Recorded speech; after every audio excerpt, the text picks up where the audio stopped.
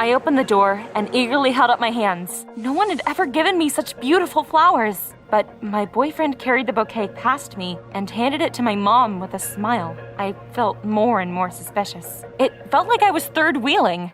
Hi, my name is Betty, and I'm 17 years old. When I was a child, I had a perfect family. My parents and I spent every day relaxing in parks, cinemas, and entertainment centers.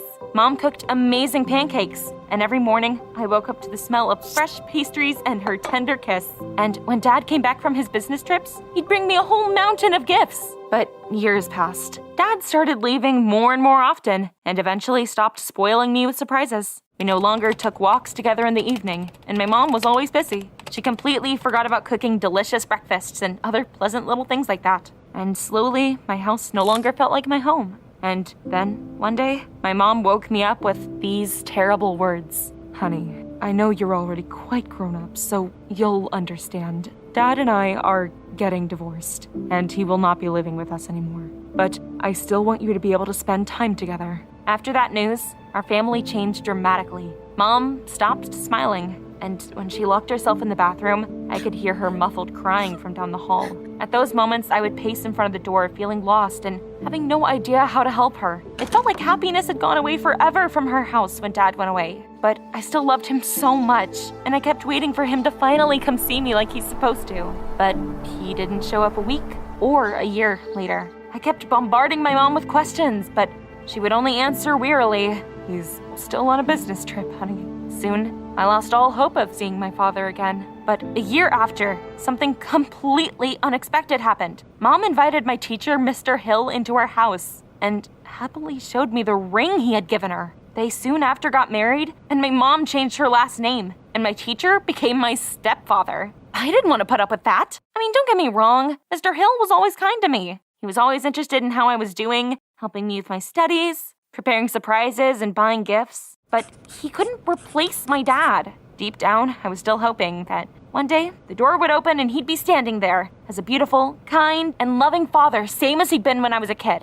But Mom seemed to have forgotten all about my dad. So I decided to prove to her that my dad was much better than this new husband of hers. One day, I came home from school with a serious look on my face. Mom, sit down. I need to tell you something. During a break, I saw Mr. Hill leading a woman into his office. I was curious, so I looked inside. And, well, they were kissing each other. Mom believed me, no question. She kicked Mr. Hill out of the house and filed for divorce, never realizing that I'd just made it up. And soon, I regretted it. Mom became even sadder than after divorcing Dad. I was afraid to look her in the eye, and I tried my best to not be home as much as possible. I was almost ready to tell her the truth about everything when my life was suddenly turned upside down. I met Archie. He was 4 years older than me, and we had absolutely no common interests. However, despite all of our differences, we really liked spending time together. And so that's why we started dating less than a week after meeting. Things had finally started looking up for me,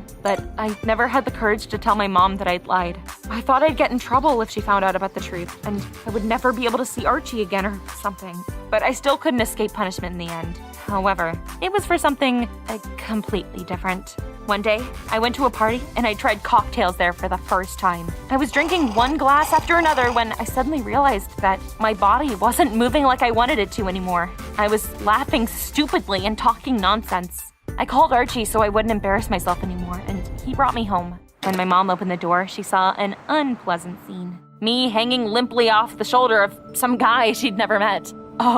What is this? Betty, are you out of your mind? And you, young man, what have you done to my daughter? Archie was about to start making excuses, but Mom dragged me inside and slammed the door right in his face. Of course, in the morning, I was more shamed than ever. Still, I explained to my mom that it was all my fault. Archie had just helped me get home.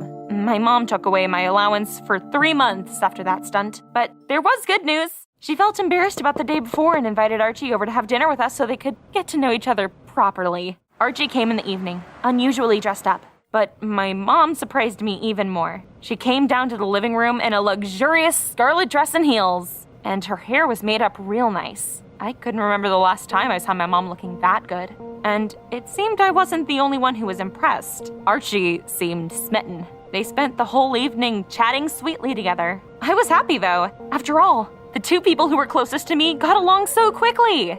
But back then, I never would have imagined what it led to. Things got weird the next time the three of us met up. Mom wore another stunning outfit, and Archie showered her with compliments. And even when his jokes weren't funny, my mom burst out into laughter. And then the two of them suddenly found out that they were both economists and started to enthusiastically discuss something that I didn't understand. I was really bored. So I went up to my room and turned on the music. As I was going back down, though, I heard Archie shouting, "You were asked to leave. Why are you still here?"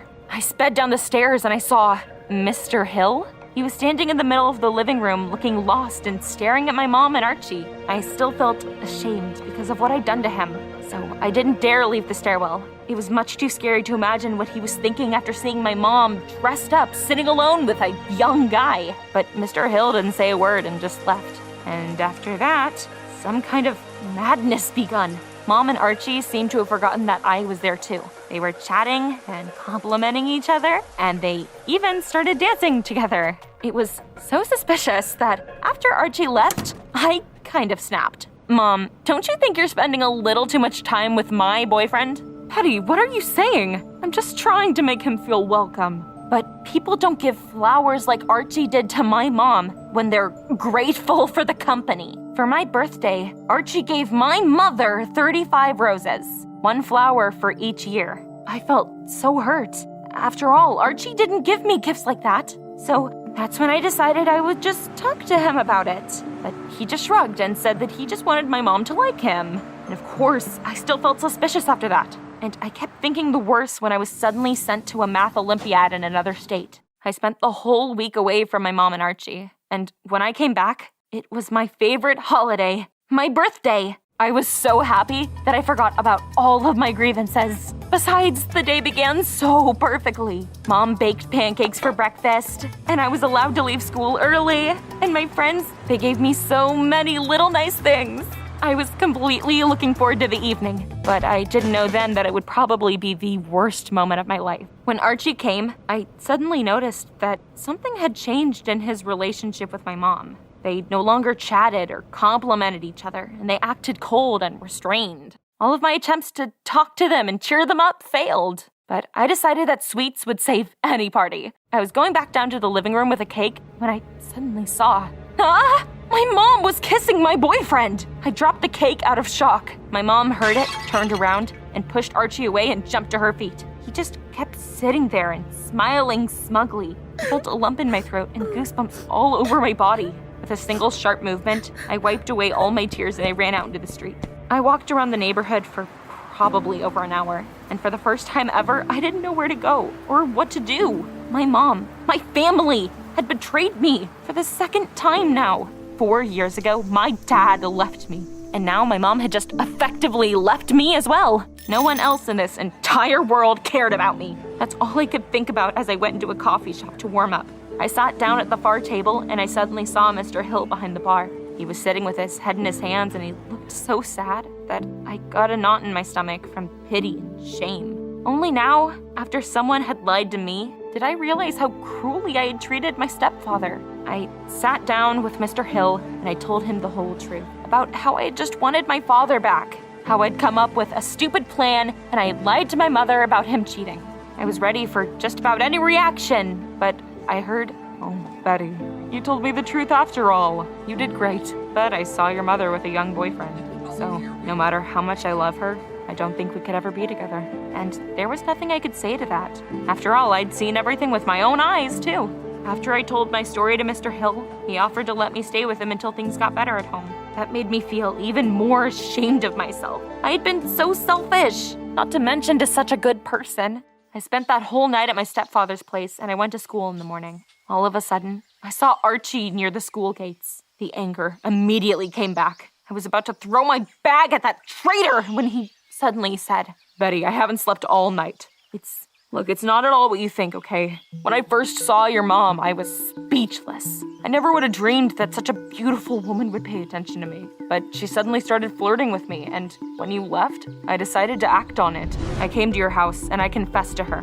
But your mom got really angry, and she turned me down and promised to tell you everything right after your birthday. I was so hurt that I wanted to make her suffer too. I timed the moment, and I kissed her when I knew you would see us." That jerk! He had almost destroyed my family with his lies. I wanted to lash out at Archie with insults, but I remembered that that was exactly what I had done to Mr. Hill, and he'd forgiven me for doing the exact same thing. I pulled myself together, I thanked Archie for the truth, and I rushed home to make up with the person who was more important to me than anything else in the world.